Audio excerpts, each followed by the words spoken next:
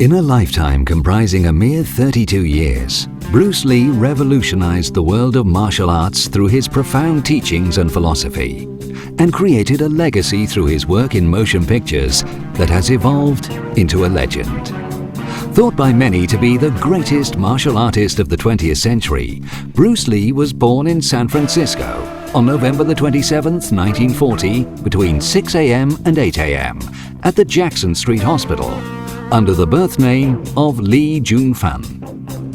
Courtesy of his thespian father, young Bruce made his stage debut at the tender age of 3 months, playing the role of a female baby.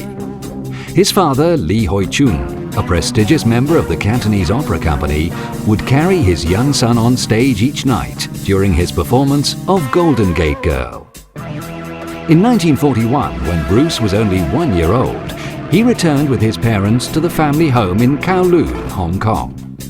The modest second-story apartment at 218 Nathan Road would be Bruce's home for most of his formative years. By age 6, Bruce had already begun to develop the charisma and confidence that would later make him a star, and he appeared in his first major childhood movie, The Beginning of a Boy, in 1946. Later in the same year, Bruce performed in The Birth of Mankind and My Son Ah-Chun, and went on to make over 20 movies before commencing his studies at La Salle College in 1952. 1953 was a pivotal year in the life of Bruce Lee.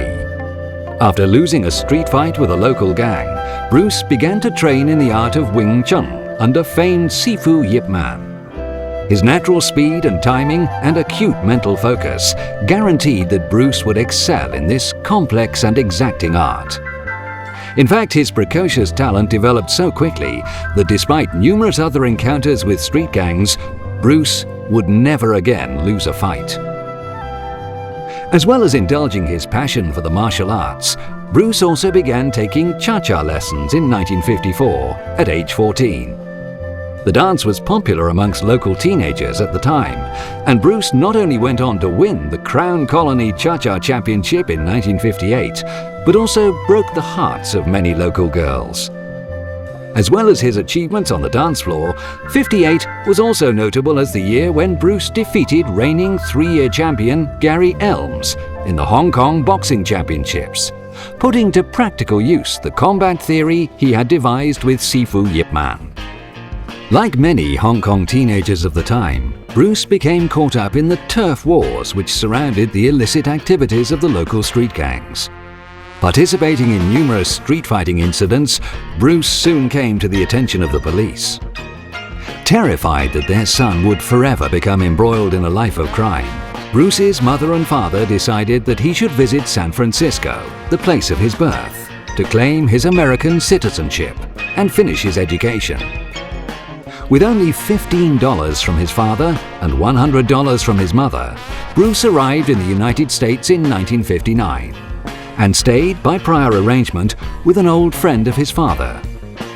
By carrying out odd jobs around the Chinese communities in the San Francisco Bay Area, Bruce earned just enough money to secure his independence within a few months and relocated to Seattle to begin work as a waiter in Ruby Chow's famous Chinatown restaurant.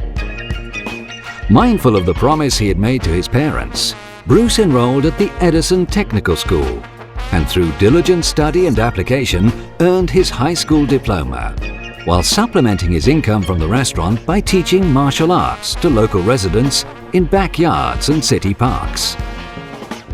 By the time Bruce had reached the age of 21 in 1961, his skill in the martial arts was astounding, both in terms of physical application and his understanding of the philosophical evolution, which shaped its development as both a combat medium and art form.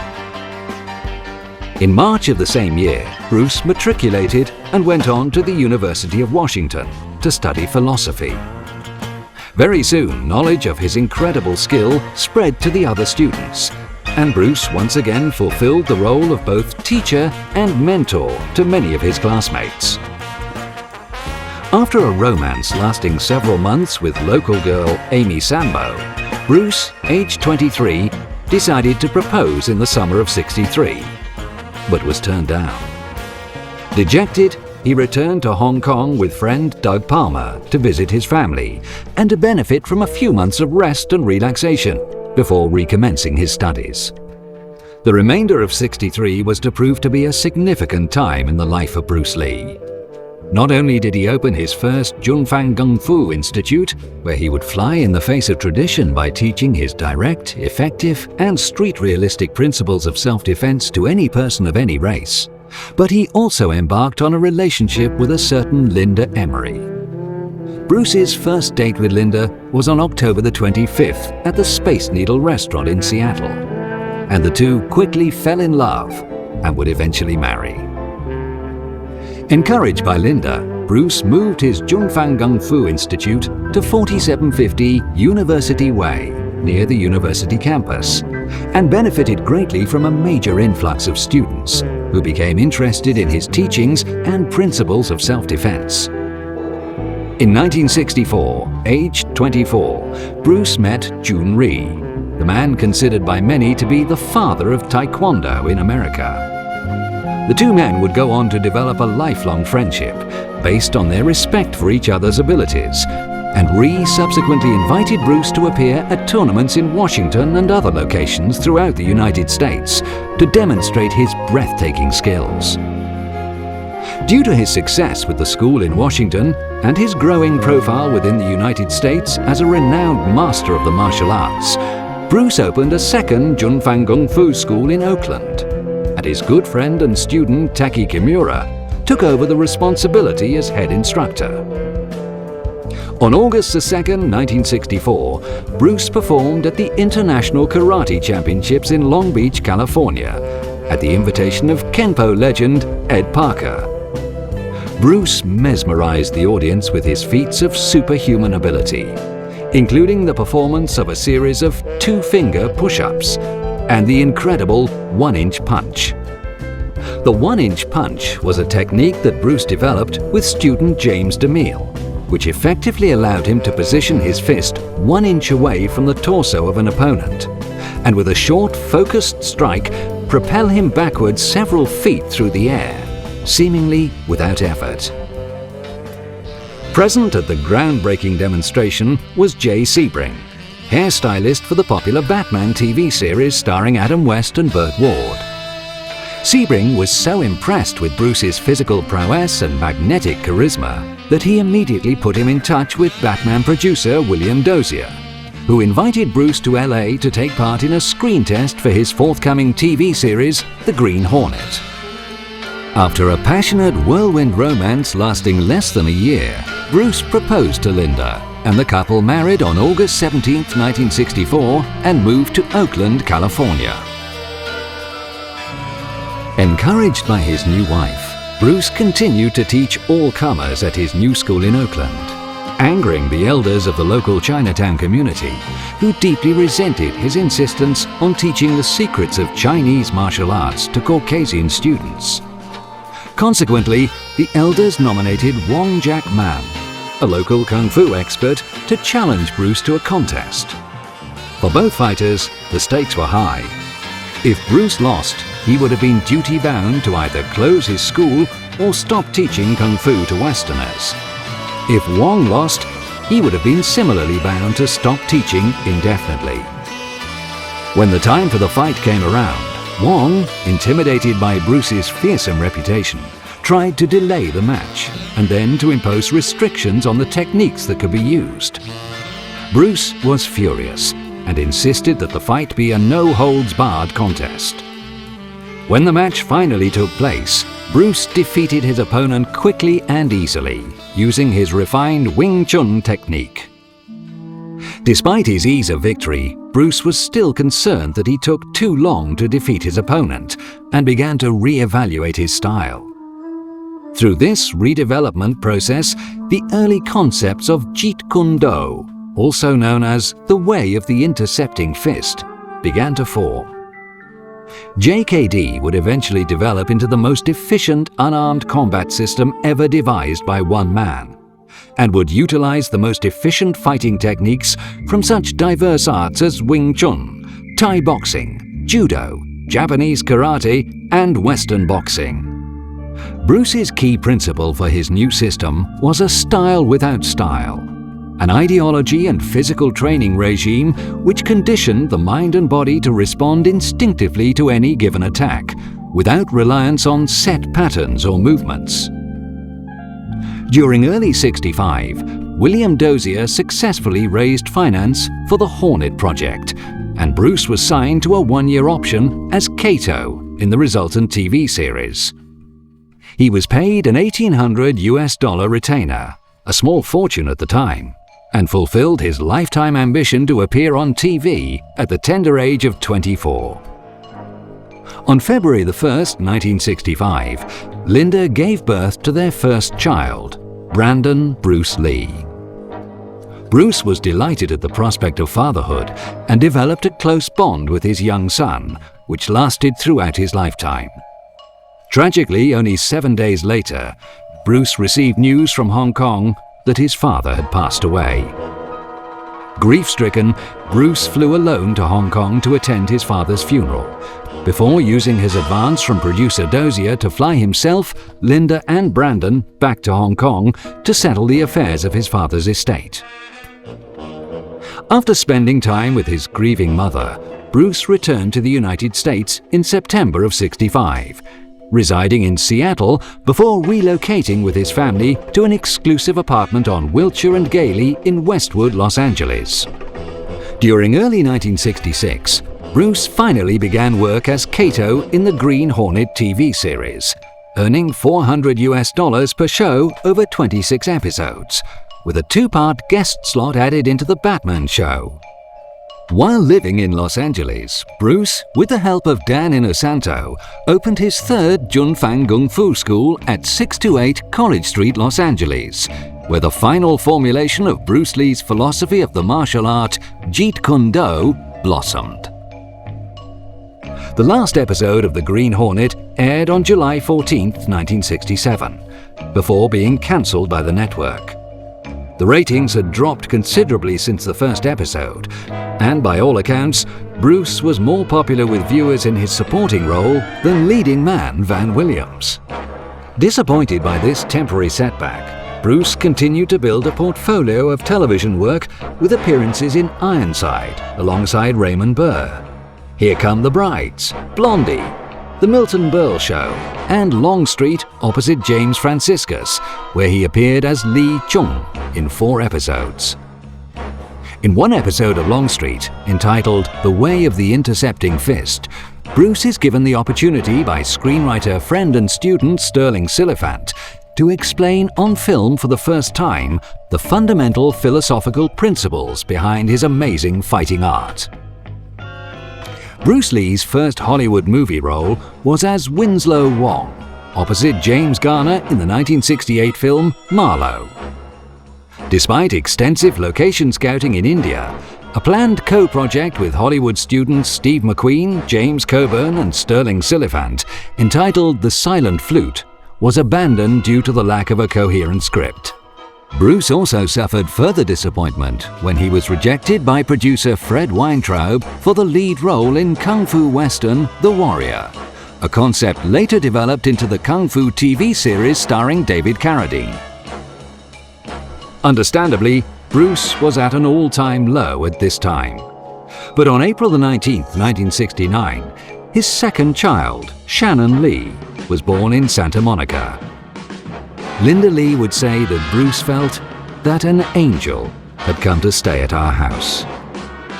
Bitterly disappointed with Hollywood, Bruce visited Hong Kong with his son Brandon in 1970 and was enthusiastically greeted by the local media community as the star of The Green Hornet. After a stunning appearance on a local TV show where Bruce performed a demo of his art, breaking 4 consecutively placed boards and 1 hanging in the air, he was courted by local film and TV producers.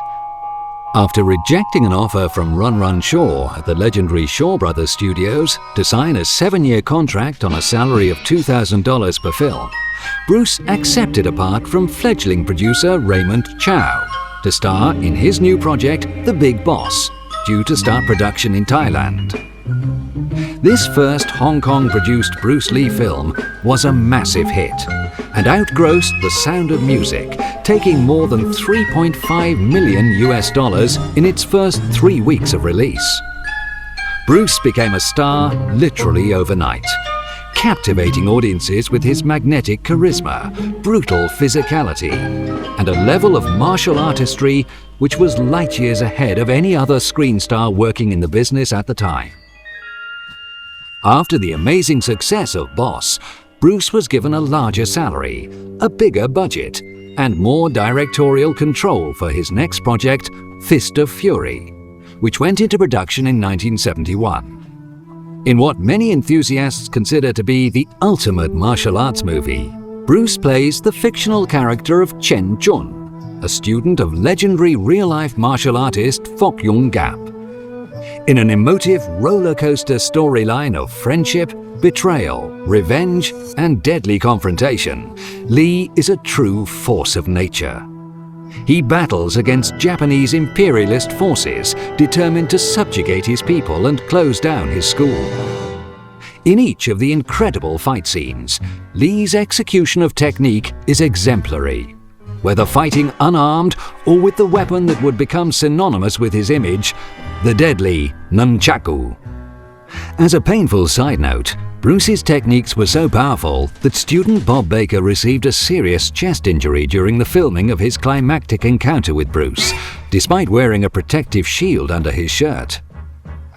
Fist literally took Asia by storm, and Bruce became a megastar in Hong Kong, unable to walk the streets of Kowloon for fear of being mobbed by hordes of adoring fans. For his next production, Way of the Dragon, which also heralded his directorial debut, Bruce formed his own production company, Concord, with co-partner Raymond Chow.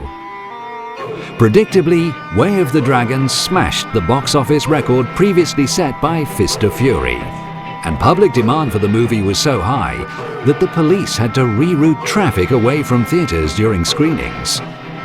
To give Way a truly international feel, Bruce shot on location in Rome, using the Italian capital's stunning landmarks to frame the action. In addition, rather than using the Hong Kong fighters so familiar to local audiences, Bruce enlisted the services of friend and karate legend Chuck Norris to appear as his nemesis in the deadly climactic confrontation set in Rome's ancient Colosseum. This incredible one-on-one encounter stands even to this day as one of the most skillful and realistic fight scenes ever committed to celluloid, and is a lasting tribute to the outstanding abilities of both men. Way of the Dragon also allowed Bruce to take the application of his trademark weapon, the nunchaku, even further than in Fist of Fury. In an amazing scene at the back of the restaurant, Lee dispatches his attackers using not one, but 2 sets simultaneously. Using a concept first conceived during location scouting for the silent flute in India, Bruce began work on the Game of Death in August 1972. The premise of the movie is of 3 fighters fighting their way up a multi-floored pagoda. To pass from one floor to the next, each fighter must defeat a master of a particular style. During the progression of the battle, 2 of the fighters, played by James Tien and Che Yuan, are defeated and killed due to their rigid adherence to one particular style of combat and their inability to adapt to the differing challenges presented on each floor. The Ultimate Warrior, played by Lee, a fluid fighter unrestricted by an adherence to any one particular style, would, on the other hand, successfully defeat each subsequent master before gaining enlightenment after victory on the floor of the unknown. Tragically, after filming a number of electric scenes with Eskrima expert and senior Jeet Kune Do instructor Dan Inosanto, Hapkido master Ji Han Joy, and 7'6" basketball sensation Abdul Karim Jabbar, Bruce was never to complete the project due to his untimely death. The 15 minutes or so of footage which survived proved that Game of Death could have been Lee's finest work. An explosive nunchaku battle with Dan Inosanto and the remarkable David and Goliath confrontation between Bruce and Jabbar are both years ahead of their time. While working on The Game of Death, Bruce was offered a Hollywood contract with Warner Brothers to make Enter the Dragon. Bruce signed and made the most successful martial arts movie of all time. The choreography on display is inspired. The cavern fight scene in particular, where Lee takes on scores of attackers single-handedly with bare fists and feet, a bow staff, double sticks, and his trusty nunchaku, is an ensemble sequence which still ranks as one of the most accomplished ever filmed, even 33 years after the movie's original release. Bruce's lightning hand strikes against chief protagonist Bob Wall were reportedly so fast during principal photography that the camera speed had to be adjusted before they could be successfully caught on film. Shortly before the release of Enter the Dragon, the film that would finally make Bruce a star in the eyes of the Western world, he tragically succumbed to a brain aneurysm on Friday the 20th of July, 1973, aged 32. His death allegedly was the result of a reaction to meprobamate contained in a tablet for headaches called Equagesic. Bruce died in the Queen Elizabeth Hospital in Hong Kong. He received a national funeral in Hong Kong, viewed by tens of thousands of mourners. Bruce was also given a private burial before Linda and the children, plus close relatives and friends, including Steve McQueen and James Coburn, at Lakeview Cemetery in Seattle on July 31, 1973. 5 years after Bruce's death, Golden Harvest chief executive Raymond Chow finally released Game of Death. Using Enter the Dragon director Robert Clouse, a number of stand-ins, and the formidable expertise of Hong Kong actor, director, and fight choreographer Sammo Hung, Chow created a framework in which to showcase the final, unseen work of Bruce Lee. Upon its